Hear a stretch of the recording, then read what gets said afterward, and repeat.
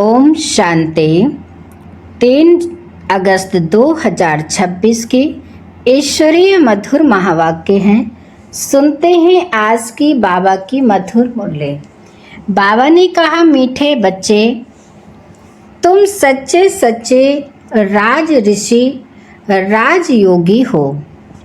तुम्हें राजाई के लिए पवित्र जरूर बनना है। प्रश्न है, कौन सा अटेंशन राजाई के लायक बना देता है? उत्तर है, अगर पढ़ाई पर पूरा अटेंशन है तो राजाई मिल जाती है। बाप जो सुनाते हैं उसे अच्छी रीति सुनकर धारण करो। बाप ने सुनाया और बच्चों ने सुना तो राजाई मिल जाएगी। अगर सुनते समय उबासी देते व झुटका खाते, बुद्धि भटकती तो राजाई गंवा देंगे। इसलिए पढ़ाई पर पूरा अटेंशन दो। गीत है, हमें उन राहों पर चलना है। ओम शांति। रूहानी बाप रूहानी बच्चों प्रति समझा रहे हैं। आज बच्चों को हठ योग और राजयोग पर समझाते हैं। बच्चों को मालूम है वह जो भी सिखलाते हैं सब है हठ योग, क्योंकि वह कर्म सन्यासी हैं। वास्तव में गृहस्थियों को हठ योग कर्म सन्यास सीखना नहीं है, वह तो है ही निवृत्ति मार्ग। वह धर्म ही अलग है। तुम्हारा धर्म देवी देवता धर्म है। जिन देवी देवताओं ने राजयोग से ही राज्य पाया है, अभी तुम राज ऋषि हो। ऋषि उन्हों को कहा जाता है जो पवित्र रहते हैं। तुम अभी पवित्र हो। अगर पवित्र ना रहे तो उनको ऋषि नहीं कहा जाता। तुम राजाई पाने के लिए पवित्र बनते हो, वह कोई राजाई पाने के लिए पवित्र नहीं बनते। तुम जानते हो कि पवित्र दुनिया में हमको पवित्र राजाई थी। भारत में ही 5000 वर्ष पहले देवी देवताओं का पूज्य पवित्र प्रवृत्ति मार्ग था। अभी पुजारी पतित बन पड़े हैं। पतित कैसे बने? 84 जन्मों का हिसाब है ना। बाप जो सहज राजयोग सिखला रहे हैं वही तुमको 84 जन्मों का हिसाब बतलाते हैं। दूसरे धर्म को सन्यास धर्म वाले क्या जाने। यह है देवी देवताओं का प्राचीन धर्म। वह है पीछे वाला धर्म जो पास्ट हो गए हैं, उनको सन्यासी समझ ना सके। तुम जानते हो हठ योग अनेक प्रकार के हैं। द्वापर से भक्ति मार्ग के साथ हठ योग शुरू होता है। अभी फिर है राजयोग। वह हठ योग जन्म बाई जन्म सीखते आए हैं। राजयोग तुम एक जन्म में ही सीखते हो। उनको जन्म बाई जन्म पुनर्जन्म लेकर हठ योग सीखना ही है। तुमको राजयोग सीखने के लिए पुनर्जन्म नहीं लेना पड़ता। यह राजयोग तुम सिर्फ संगम पर ही सीखते हो। राजाई मिल गई, स्वर्ग हो गया, फिर और सब धर्म खत्म हो जाते हैं। ऋषि, तुम राज ऋषि हो। राधे कृष्ण भी पवित्र है ना। श्री कृष्ण को महात्मा भी कहते हैं।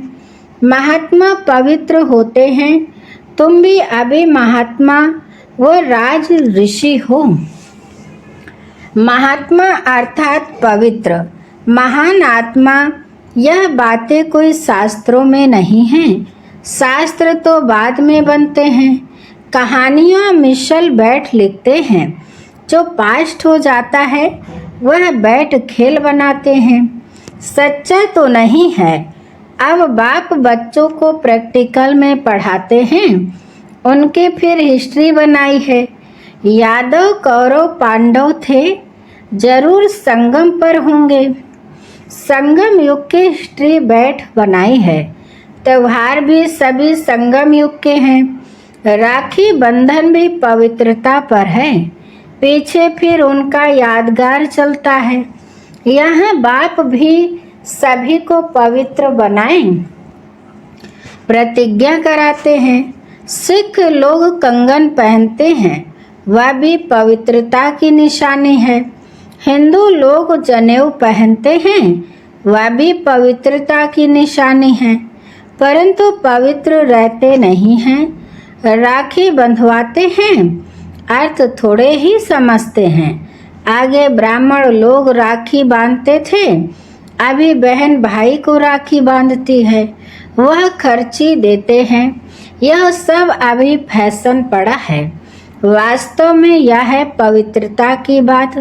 बाप कहते हैं, बच्चे, काम महाशत्रु है। वह ब्राह्मण लोग कोई ऐसे नहीं समझाते हैं। अभी बेहद का बाप कहते हैं, बच्चे प्रतिज्ञा करो, हम पवित्र बनेंगे, कभी विकार में नहीं जाएंगे। बुलाते भी इसलिए हो कि आकर पतितों को पावन बनाओ। सतयुग त्रेता में कोई नहीं बुलाते, वह है ही राम राज्य, यह है रावण राज्य। राम राज्य में 5 विकार होते नहीं, यथा राजा रानी तथा प्रजा। अभी तुम बच्चे जानते हो, हम बाबा से स्वर्ग की बादशाही ले रहे हैं। इस नरक से जाना जरूर है। बाबा आया है पावन बनाकर स्वर्ग में ले जाने, फिर तो हम क्यों नहीं पावन बने। उन्हों के हठ योग तो अनेक प्रकार के हैं। जयपुर के म्यूजियम में जाकर देखो, कितनी वैरायटी है हठ योगियों की। उनसे होता कुछ भी नहीं, सीढ़ी नीचे उतरते ही जाते हैं। बाप ने समझाया है, भारत जब पतित बनता है, रावण का राज्य होता है, तो धरनी हिलने लगती है। सोने के महल आदि सब नीचे चले जाते हैं। महलों आदि को कोई लूटा थोड़े ही है, वह तो सिर्फ मंदिरों को लूटा है। कुछ जेवर सोना आदि ले गए हैं। जेवरों का सबसे जास्ती शौक तुमको है। तुम स्वर्ग में आते ही जेवर पहनते हो, राज्य करते हो, और धर्म वाले आते ही राज्य नहीं करते हैं। तुम बेहद के बाप से स्वर्ग की बादशाही का वर्षा लेते हो, तो यह बाप बैठ समझाते हैं। गीता पढ़कर नहीं सुनाते हैं। गीता में जो कुछ लिखा है वह सब मैंने कहा नहीं है, वह तो मनुष्यों ने मेरे महावाक्यों का बाद में बैठ शास्त्र बनाया है। हमने जो तुमको सुनाया वह तुमने ही सुना और फिर जाकर राजाई की। वहाँ यह ज्ञान नहीं रहता। यहाँ तो बाप टीचर बैठ शिक्षा देते हैं। बाप तो हिंदी में ही समझाते हैं। यहाँ सब हिंदी हिंदी कहते रहते हैं ना, जो उन्हों की भाषा है। वास्तव में प्राचीन भाषा हिंदी ही है, न कि संस्कृत। यह संस्कृत तो शंकराचार्य के बाद निकली है। जो आते हैं वह अपनी भाषा चलाते हैं। बाकी ऐसे नहीं कि बाबा ने गीता संस्कृत में सुनाई है, नहीं। गुरु नानक का अपना ग्रंथ है, उसने सिख धर्म स्थापन किया। उनको भी अवतार मानते हैं। उसमें राजाएं भी होते हैं, सन्यासी में राजाएं नहीं हैं। बाबा ने समझाया है, बुद्ध क्राइस्ट आदि पहले गृहस्थी आश्रम थे। अब गृहस्थी पतित आत्मा तो धर्म स्थापन कर न सके। उनमें पवित्र आत्मा आई जिसने धर्म स्थापन किया। दूसरे धर्म तो किस्म किस्म के बहुत हैं, आकर अपना छोटा मठ पंथ स्थापन करते हैं। झाड़ में भी दिखाया है ना। तो हठ योग और राजयोग में बहुत फर्क है। यह बातें समझने की हैं। जिसको समझ में नहीं आती होंगी वह गुटका झुटका खाते उबासी देते रहेंगे। यहाँ तो तुमको खजाना मिलता है, बड़ी भारी कमाई है। तुम रत्नों से झोली भरते हो तो यह आंखें खोलकर सुनना होता है। झुटके खाते रहेंगे या बुद्धि बाहर भटकती रहेगी तो वह राजधानी पा न सके। तुम हो राज ऋषि, राजाई प्राप्त करने वाले। बाप राजधानी स्थापन करते हैं, श्री कृष्ण नहीं करते। श्री कृष्ण तो बाप का वर्षा लेते हैं। अब तुम्हारा बाप है निराकार, जिससे वर्षा ले रहे हो। विश्व की बादशाही का कितना तुम शाहूकार बनते हो। यहाँ एक ही बाप आकर राजयोग सिखलाते हैं, सो भी घूमो फिरो खाओ पियो, सिर्फ बाप को याद करो। साहूकार जरूर अच्छी रीति खाएंगे, वह तो अपनी कमाई का फल खाते हैं। माल पूड़ा खाओ या रोटी खाओ, याद करो बाप को। भल कुछ भी खाओ, पैसा तब किसके लिए है। बाबा कोई मना नहीं करते हैं, सिर्फ बाप से योग लगाना है। इस राजाई स्थापन करने में खर्चा नहीं है। उस लड़ाई आदि में कितना खर्चा होता है, एरोप्लेन पर कितना खर्चा होता है। गिरते हैं तो एकदम खत्म हो जाते हैं, कितना नुकसान हो जाता है। तो बाप कहते हैं चलते फिरते बाप को याद करो, स्वदर्शन चक्र फिराते रहो। हमने 84 जन्म पूरे किए हैं, अब चले वतन की ओर। घर जाकर फिर आए राजाई करेंगे। तुम एक्टर्स हो ना, वह बाइस्कोप तो 2-2.5 घंटा चलते हैं। यह बेहद का नाटक 5000 वर्ष चलता है। इनको मनुष्य ही जान सकते हैं। यह दुनिया है कांटों का जंगल, बड़े ते बड़ा कांटा है विकार का, जो आदि मध्य अंत दुख देते हैं। दूसरे नंबर का कांटा है क्रोध, उनकी निशानी यह महाभारत लड़ाई देखो। कोई बात में गुस्सा आया तो झट बॉम्ब्स शुरू कर देंगे। अभी तो ऐसे ऐसे बॉम्ब्स बनाए हैं जो बात मत पूछो। सतयुग में कोई लड़ाई आदि होती नहीं, संगम पर ही यह महाभारत लड़ाई दिखाई है। दूसरे कोई शास्त्र में लड़ाई की बात ही नहीं। वहाँ तो सारे विश्व के तुम मालिक रहते हो, लड़ाई की बात हो न सके। शास्त्रों में असुरों और देवताओं की लड़ाई दिखाई है, परंतु देवताएं अहिंसक हैं। तुम योग बल से विश्व के मालिक बनते हो। यह है वॉइसलेस बल, साइलेंस बल। इसमें कुछ तुमको बोलना नहीं है। याद के बल से तुम बाबा से विश्व की बादशाही लेते हो। फर्क देखो कितना है। साइंस बल से विनाश होता है, उसे ही साइंस से फिर सतयुग में सुख देखेंगे। साइंस से इन्वेंशन करते हैं, वह तो सुख के लिए करते हैं। यह भी आकर कुछ ज्ञान लेंगे। प्रदर्शनी में तो सब आते हैं, आगे चल सब आएंगे। तुम्हारे इस साइलेंस बल का आवाज निकलेगा। तुम प्रश्न पूछते हो, गीता का भगवान कौन?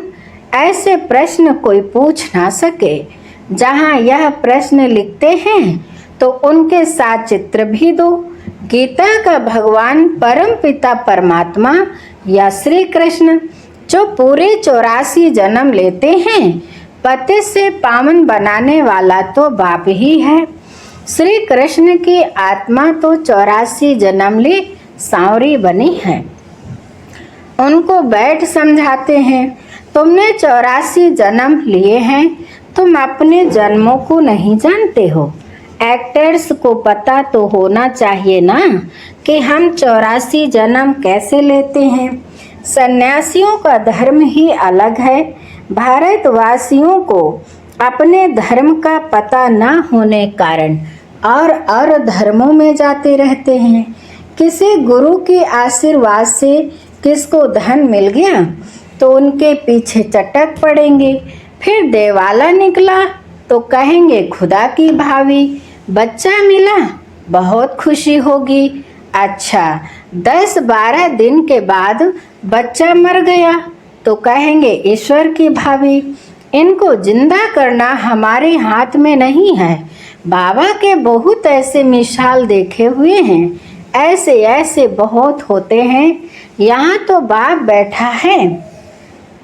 बाप बच्चों को समझाते हैं, मीठे मीठे बच्चों पावन बनो। याद है जब महाभारत लड़ाई लगी थी तो द्रौपदी ने पुकारा था, बाबा हमको यह दुशासन नग्न करते हैं, हमको इनसे बचाओ। 5000 वर्ष की बात है। इन अबलाओं पर अत्याचार इस विश्व पर ही होते हैं। कई तो स्त्रियां भी ऐसी होती हैं जो विष बिगर रह नहीं सकती। उन्हों का नाम भी रखा हुआ है सूर्पनखा, पूतना, जो विष के लिए तंग करते हैं।